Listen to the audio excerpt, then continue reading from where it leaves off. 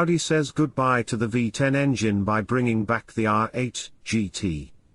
Limited to 333 cars, just like the very first R8 GT produced in 2011 to 2013.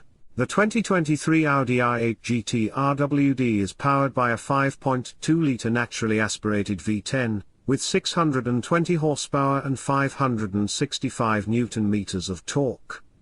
As the name implies, this power only goes to the rear wheels, via a tweaked 7-speed dual-clutch transmission. Shift times have been tightened for the GT, while the gear ratio has been adjusted for better acceleration and a higher top speed. The Swan Song version of the R8 gets a carbon body kit that, together with other lightweight parts, shaves 20 kilograms off the curb weight.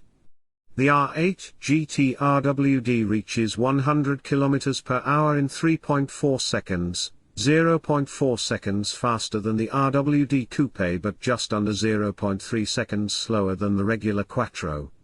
The GT accelerates to 200 km per hour in 10.1 seconds and reaches a top speed of 320 km per hour. If you have some trouble drifting the butt through the corner in a controlled way, the Audi has a button on the steering wheel for drift mode. This gives the driver a choice of 7 different modes to slide the rear end sideways. The system uses the traction control, wheel speed sensors, steering angle, accelerator pedal position and selected gear to control power to the rear axle to make the driver feel like a true drift legend. The last Audi with a screaming 10-cylinder costs €225,000. Thanks for watching. Don't forget to like and subscribe.